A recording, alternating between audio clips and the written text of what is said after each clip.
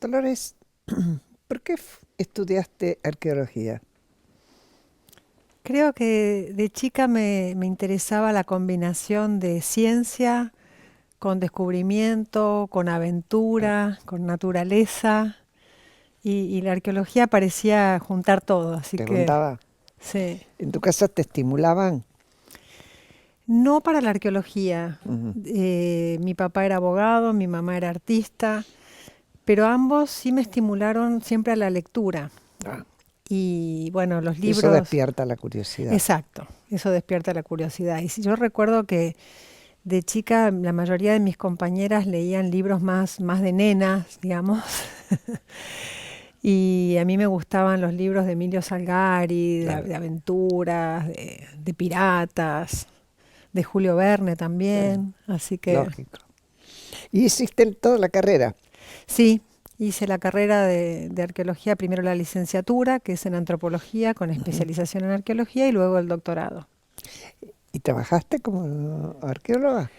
Sí, de hecho me considero muy afortunada porque apenas me recibí, gané una beca de CONICET y empecé A trabajar. a trabajar en mi profesión, lo cual, bueno, no es una carrera que tenga una salida laboral No, fácil, no. y bueno, sí creo que contribuyó el hecho de que como yo era tan entusiasta, mientras estudiaba, me ofrecía de voluntaria para ir en Claro. excavaciones arqueológicas en las vacaciones. ¿Y a dónde ibas, por ejemplo? A donde fuera, fui a la provincia de Buenos Aires, a Jujuy, a Catamarca. En el sur hay bastante desarrollo, ¿no? Sí, también en el sur, trabajé en la zona de Bariloche, en el lago, la zona del lago Traful, así que cuando terminé la carrera ya tenía también un poco de experiencia de campo. Claro. Y bueno, me Y eso presenté. te permitió, bueno, ganar incluso la beca. Sí, Ah. así que Ahora, ¿me querías decir cómo terminaste bajo el agua? eso sí que no estaba en los planes, no estaba de ninguna manera en los planes. De hecho, trabajé muchos años en el desierto, en Catamarca. Ah, Todo el doctorado lo hice. que además es hermoso, Es más allá de que bellísimo, es durísima, pero es hermoso. es bellísimo. Y Catamarca es una provincia tal vez menos conocida Mm, para, no sé, para los porteños por lo menos. mm. Y la zona donde trabajaba, que era Antofagasta de la Sierra, en el marco de un proyecto dirigido por Carlos Aschero, que, bueno, mi tema tenía que ver con la subsistencia de los primeros habitantes de la Puna. Estoy Ujú. hablando de miles de años de Sí, antigüedad. claro. O sea, trabajaba en el desierto en temas prehistóricos y en un lugar muy alto, porque Sí, Antofagasta son casi 4.000 metros de sí, sí. altura. De hecho, hay que adaptarse. De hecho, hay que adaptarse.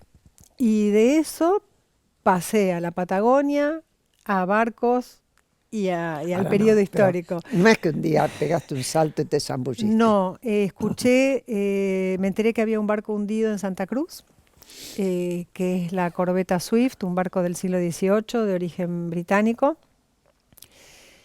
que no había ningún arqueólogo en el país que lo Se hubiera estuviera acercado. investigando, que se hubiera acercado, y había un grupo de buzos, algunos de ellos arquitectos, con interés en temas de patrimonio, y eh, al menos parte de ese grupo quería que algún arqueólogo se sumara Mm. al proyecto. Y me pareció tan interesante la historia del naufragio, el tema de un barco hundido en la Patagonia, que dije, bueno, alguien tiene que empezar.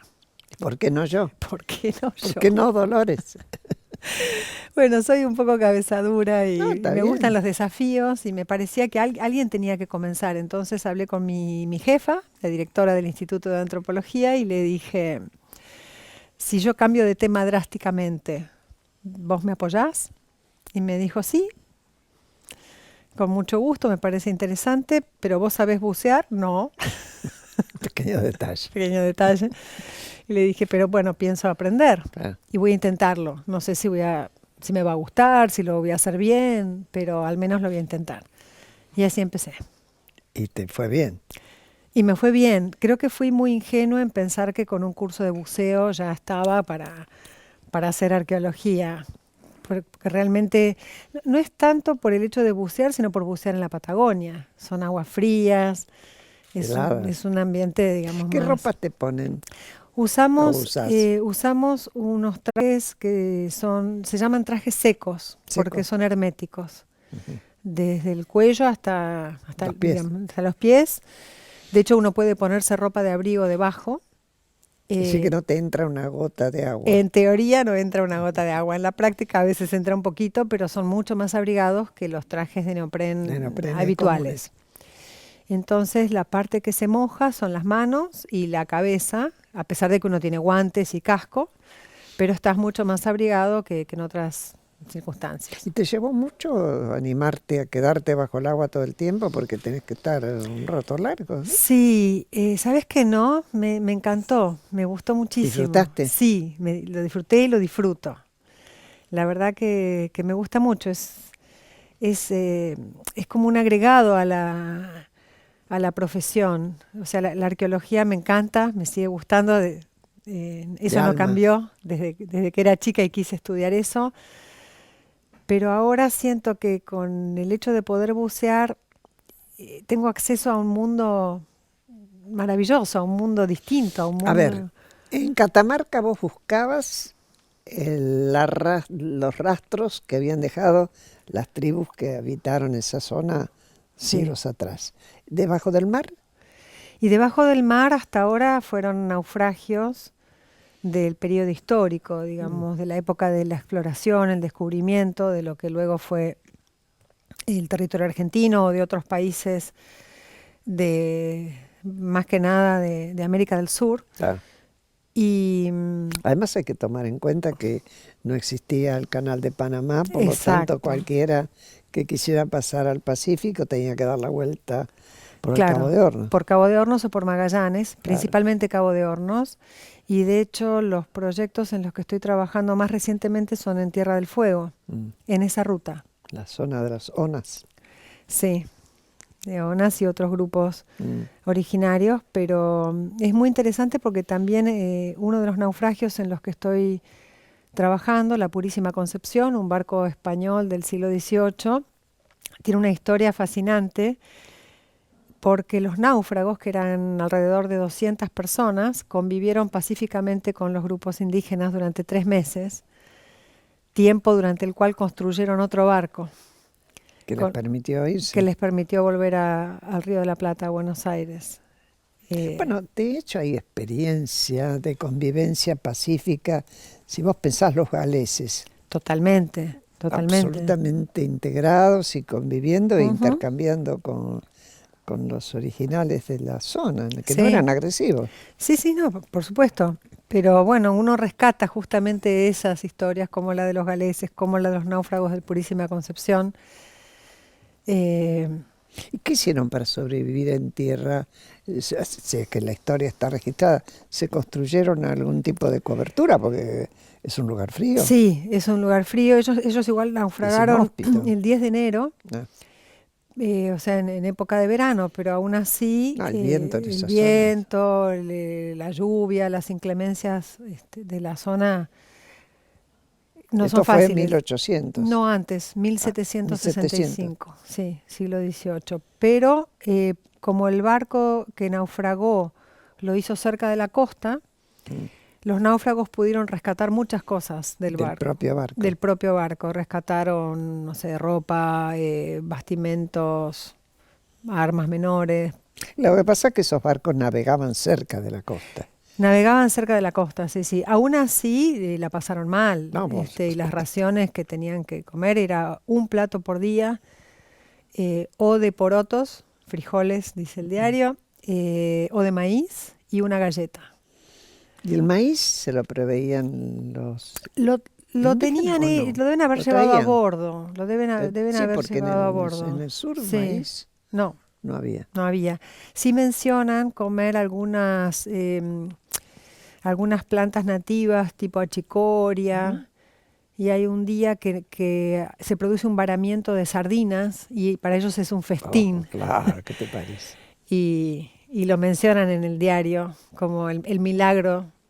Pero lo rescataron el diario cuando salvaron del naufragio. Los que Sí, salvaron del y deben naufragio, haber rescatado ese diario claro, porque ese diario es el que llegó hasta nuestros días y y es que claro, fue, bueno, fue de hecho el que despertó curiosidad. mi curiosidad para buscar los restos de ese barco. Bueno, ¿y qué te pasó cuando te metiste ahí adentro, donde además leí por ahí que entras con tu mochilita, tu lápiz, tu papel y tu sacapuntas, como una Más buena o- estudiante?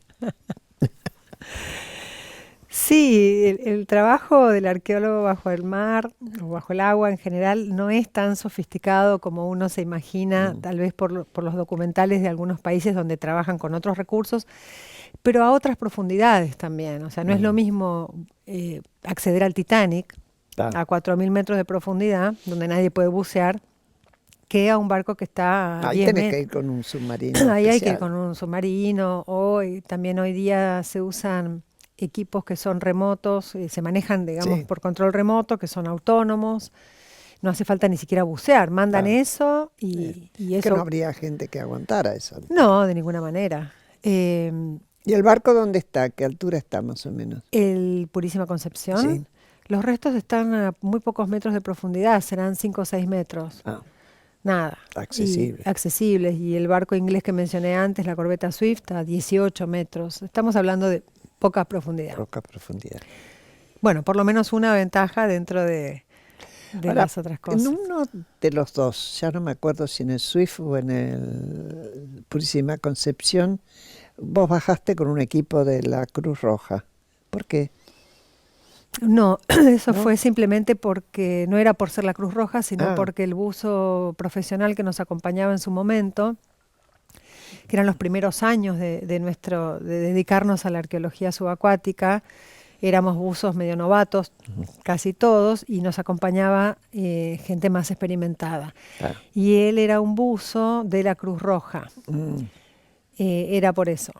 claro. Pero igual tratamos de ser prudentes con el tema, digamos, de primeros auxilios, de llevar a bordo oxígeno en caso Suficiente, claro. suficiente, bueno, por supuesto botiquín, avisar al hospital más cercano que estamos buceando, tener un protocolo de evacuación Claro. en caso necesario, todo eso sí, es ¿Tuviste que pasar algún momento de riesgo?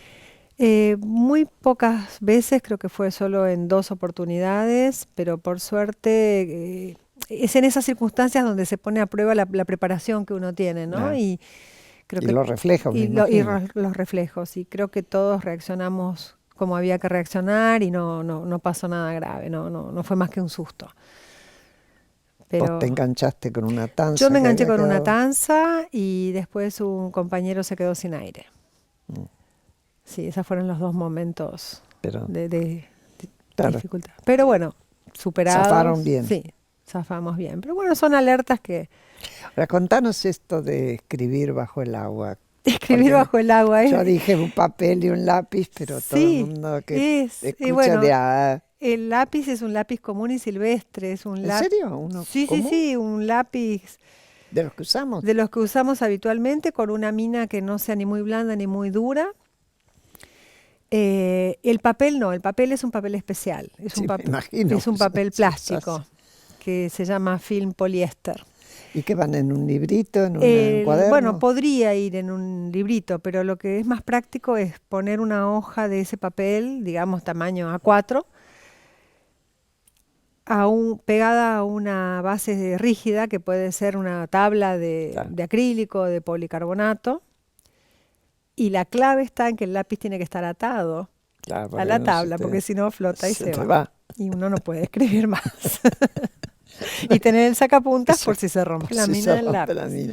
Con lo cual vos tenés que llevar una bolsita Sí, con llevamos cosas. una Yo bolsita dije de red joda, tipo pero de supermercado. No, no, en serio, una bolsita también muy simple, muy simple. Yo no sé si esto, digamos, le pincha el globo a la gente que se imagina quién la sabe gran qué. sofisticación. Pero como todo, Graciela, en la vida, yo creo que la simpleza es buena. Seguro. Hay que tratar de minimizar lo que uno lleva, la forma de repararlo, sobre todo trabajando en lugares como la Patagonia, como Tierra del Fuego. Bueno, en Tierra del Fuego, el lugar donde está el Purísima Concepción, nosotros vamos a caballo, son 3 días a caballo para llegar al Y lugar, haciendo haciendo campamento, campamento en el camino. No, no es que uno va a la ferretería no. a buscar un repuesto de Te algo. tenés que llevar hasta el último Sí, llevamos tornillos, llevamos material, claro. cinta tipo esa que la Adhesiva. llaman duct tape, la cinta Mm. adhesiva gruesa, llevamos por supuesto sogas, cabos. No es Bueno, uno cuestión de se olvidarse adapta, nada. no hay que olvidarse nada. Pero bueno, muchos compañeros trabajan también en tierra, en lugares similares. Es la arqueología que Es así. suele ser así, salvo que uno haga arqueología urbana, que también existe. Y se mueve en un ámbito ciudadano y más favorable desde este punto de vista. Claro, Eh, por lo general, en la mayoría de los casos, uno está en lugares más bien remotos. claro. Decime, Dolores, cuando vos bajaste la primera vez ya a profundidad y eso, y te encontraste por primera vez con animales grandes, como puede ser un lobo marino, como puede Mm. ser un tiburón, no sé si hay muchos por esta zona. ¿Encontraste tiburones también? Tiburones hay, sobre todo en la ría de Seado, donde está la Mm, corbeta Swift. Ahí se hace no sé si se sigue haciendo, pero hasta hace unos años, la fiesta nacional o algo así de pesca del tiburón. mm. Hay tiburones de agua fría, bueno, son tiburones de agua fría. No los sé, yo no los vi nunca, ninguno de nuestros compañeros los Nunca vio. se te acercó ninguno. Lo que pasa es que también hay muy poca visibilidad. Claro, O sea, para que lo veas tiene que estar a menos de 1 metro. claro. Y ahí Y a esa época ya saliste ya, corriendo. ya tuviste un paro cardíaco. Yo siempre digo, no hace falta que me muerda. No, O con sea, solo yo verlo ya está. ya del susto, ahí nomás. No, Los no vale la lobos, pena que te cuenten que si no hay sangre no muerden. no, no, no, no, no. Pero bueno, esos son más bien ¿Y anécdotas. lobos marinos? Los lobos marinos, ay, la verdad me encantan. Son amistosos, Son amistosos y son muy curiosos. curiosos, Ellos claro. sí se acercan mucho, se te ponen delante de tuyo y te miran y la verdad que son muy lindos. Son ¿Y la como, primera vez? ¿cómo? ¿Te impresionó la primera vez o no? ¿O ni te Fue más acordás? que nada, sí, te sorprende porque vienen como un torpedo y frenan de golpe. Ah, no te llevan por delante. No, no, no, no, y tienen una destreza para moverse abajo del agua porque son animales Claro, grandes, ¿no? claro. Pero son admirables, son una maravilla. Bueno, estas son todos los adicionales tan lindos que uno experimenta haciendo arqueología subacuática, ¿no? Claro. Entonces, siempre hablo de esta conjunción de cosas, de que no es solo el objetivo principal, que es la búsqueda del pasado, de rescatar una historia, de rescatar artefactos o de traer a la luz un momento del pasado, sino también disfrutar del contacto con la naturaleza, de la belleza del mar, o si uno trabaja en tierra, de los paisajes tan hermosos que Hay una pregunta tenemos. que se me ocurrió leyendo sobre vos. Que la verdad que no sé ni cómo vino. Si vos en una de esas expediciones o el grupo con quien estás encontrara algo de valor Sí, en el barco, ¿de quién es eso? es una muy buena pregunta, es una pregunta más que pertinente. La respuesta es, depende de la legislación de cada país. Mm, En Argentina, afortunadamente, es patrimonio público. mm. Tendrías que entregarlo al Estado. Sí, y bueno, nuestro equipo de investigación siempre estuvo a favor, totalmente a favor de esa postura. Ujú.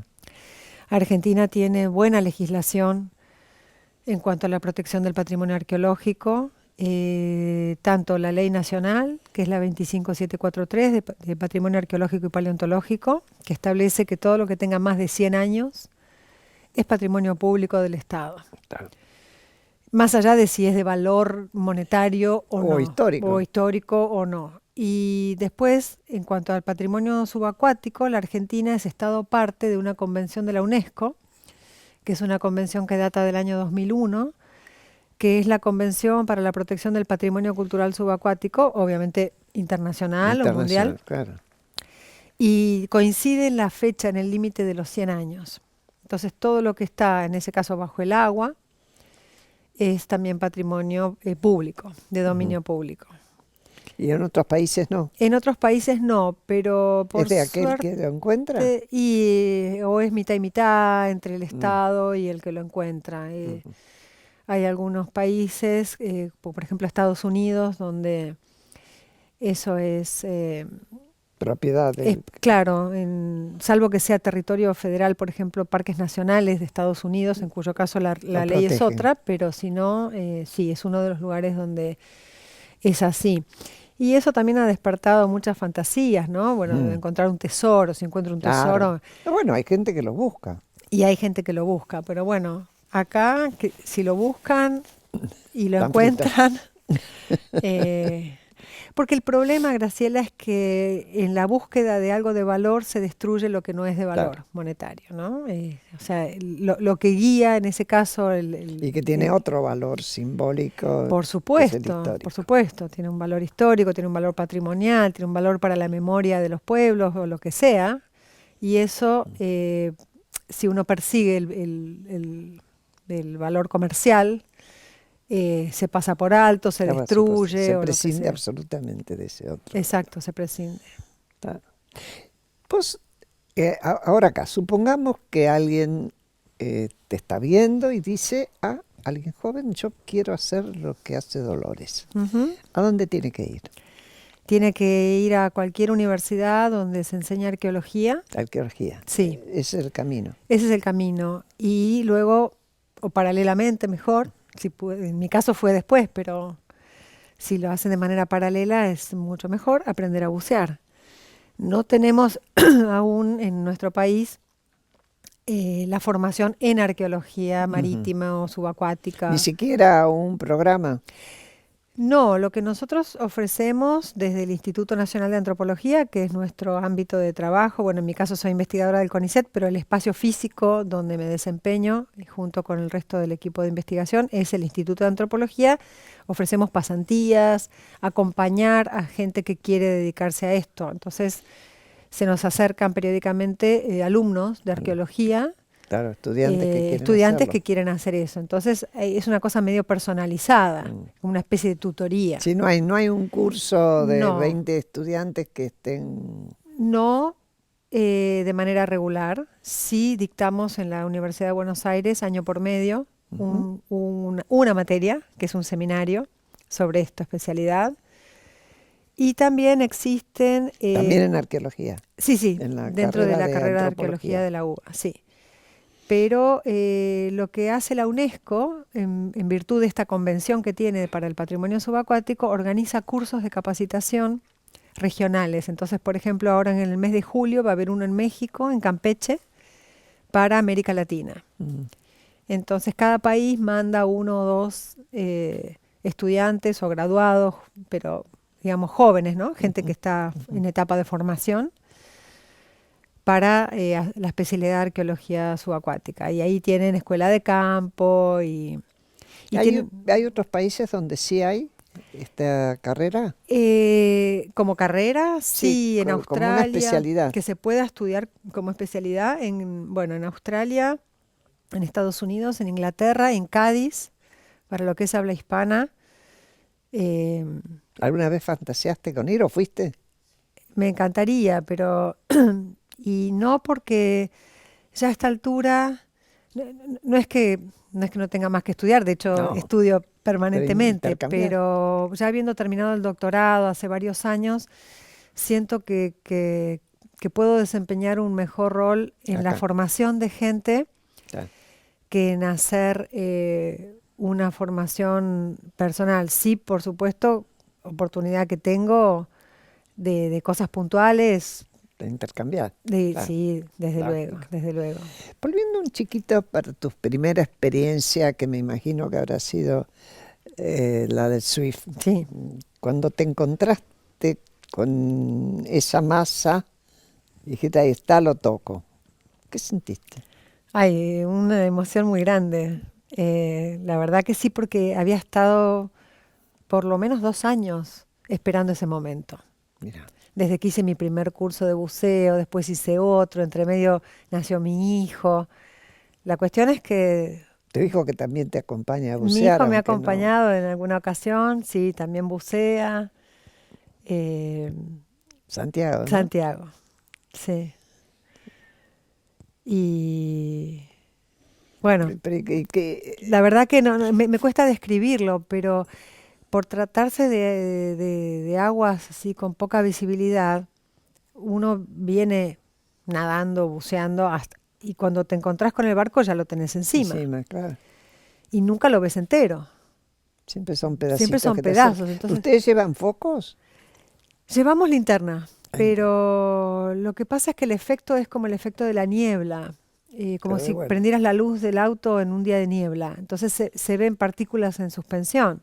claro. Ves como un haz, así un cono, que es difícil. Tenés que tener algo muy cerca tuyo para que la luz, digamos, Tenga tenga resultado. resultado. Lo que sí es muy importante es que aparecen los colores. Cuando uno usa una linterna, ves El color, los colores. Si no, todo es así, una especie de penumbra verde, azulada, claro. marronada.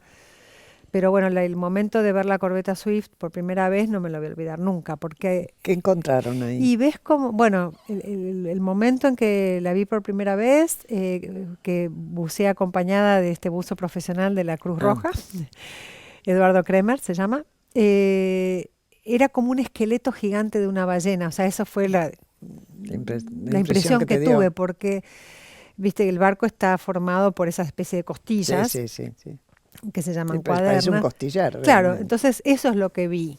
Entonces eran como esos palos verticales que parecían costillas, como de un animal inmenso, eh, y era la corbeta Swift. Y bueno, y uno siente, ¿Y objetos se encontraron? bueno, muchísimo, sí, está llena, sigue con cualquier cantidad ¿Cómo de lo juntan objetos. en bolsos? Igual que el trabajo arqueológico en tierra, primero se posiciona cada artefacto, cada objeto en relación a todo lo que hay a su alrededor y recién después se lo extrae, se lo coloca en una bolsa tipo Ziploc con un cartelito, con un número que es único para ese Para poder artefacto. reconstruir después. Y después, ya en superficie, con tranquilidad, uno pasa en limpio los dibujos y tenés como un plano Claro. de dónde estaba todo. Y es muy importante la ubicación de cada cosa.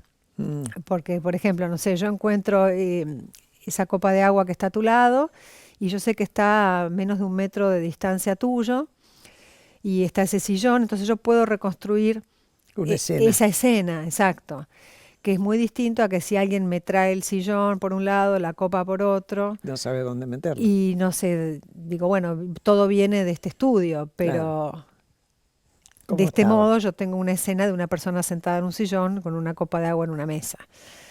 Y ese es básicamente el trabajo que hacemos en arqueología y es a través de los restos materiales poder contar una historia que no está escrita. O que si está escrita le damos otra lectura, ¿no? Claro, y en ese naufragio hubo muertos, me imagino, en uno y en Sí, otro. no, perdón, en la No, Purísima Concepción se salvaron se todos. salvaron todos. Sí, Ahí eh, donde reconstruyeron otro barco. construyeron otro barco con los restos del naufragio. Y en el Swift sí había gente que quedó En el dentro. Swift murieron, según los documentos, y nada hace pensar que no sea cierto, murieron 3 personas.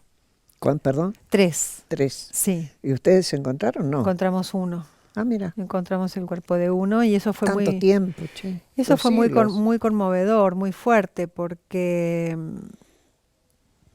imagínate, no estaba En los en cálculos. los cálculos encontrar un cuerpo después de tantos años Oh, claro. y para nosotros fue muy significativo pensar que contribuimos a poder darle un entierro digno a esa persona. Los llevaron a tierra. Sí. ¿Y de dónde era? ¿De Inglaterra? Era de Inglaterra. No sabemos No exactamente quién. Sabemos que era una de dos personas. Mm. Se extrajo ADN del esqueleto. Lo que pasa es que No hay familia. falta, claro, hay que encontrar algún descendiente y son muchas generaciones. Son demasiadas, claro. Es un trabajo muy difícil, no es imposible, pero es No, muy no, difícil, no. habría que abocarse a eso y sería muy grato poder realmente cerrar ese círculo, digamos, porque sabemos que es uno u otro de solamente dos candidatos posibles. Vos tenés que volver, ¿no? ¿O tenés planificado volver a estos restos de la Purísima Sí, Concepción? sobre todo de la Purísima Concepción. Pero te está faltando la plata. Sí, me está faltando financiación. ¿Quién financia normalmente estas Mira, cosas? durante muchos años la mayor parte de la financiación de nuestros trabajos provino del Estado De argentino, Estado. ya sea nacional o provincial. El CONICET y la Agencia de Promoción Científica y Tecnológica en primer lugar, pero también los municipios locales nos han apoyado mucho. En los últimos años que ha habido menos recursos, la National Geographic Society ¿Así? nos está apoyando. No dan mucho dinero, pero es una institución que abre muchas puertas. Claro, Tiene muchísima visibilidad claro. y generalmente si ¿Y uno... van fotógrafos de ellos con Han ustedes? mandado fotógrafos a la corbeta Swift, eso no anduvo muy bien porque el fotógrafo que vino, si bien era por supuesto fotógrafo Una buzo, especialidad. dijo que no esperaba que las condiciones de buceo fueran tan adversas. Así que No preguntó antes. no sé qué pasó ahí, hubo una desinteligencia, Claro. pero Habrá pensado que el mar era más habrá pensado que transparente. el mar era más amigable. Bueno, muchas veces los fotógrafos subacuáticos están acostumbrados a aguas con buena visibilidad, porque bueno, ahí Claro. es donde también luce más su trabajo. Donde vas al Caribe, esas zonas, Claro, tenés otra visibilidad. sí. No es el mar No es revuelto, el mar revuelto y turbio. turbio, claro. Pero bueno, más allá de la parte de imágenes, National Geographic Society financia investigaciones y de hecho me siento muy agradecida de que me han acompañado ya en 3 oportunidades. Y como digo, es una institución que también abre puertas, ¿no? Es conocida en todos lados y yo voy y digo, de hecho me han nombrado el año pasado, creo, hace 2 años, exploradora de National Geographic, que no sé muy bien qué Que todavía. significa. Mejor que preguntá, que no te pase como al Pero, sí, fotógrafo. sí, sí. Pero si yo digo que soy exploradora de National Geographic y que ellos me apoyan, hay instituciones a los que, o empresas a las que les interesa, digamos, Que estar junto a una... ser un sponsor, Ser un sponsorear. sponsor, exacto. Junto Debería con haber, por lo menos. sí. Y bueno, y el CONICET también es una institución súper prestigiosa y nuestras instituciones de ciencia y técnica. Así es. Así que bueno, de esa manera, de alguna manera nos hemos arreglado hasta ahora, pero bueno, cuesta, son tiempos más complicados. Gracias, Dolores. A vos.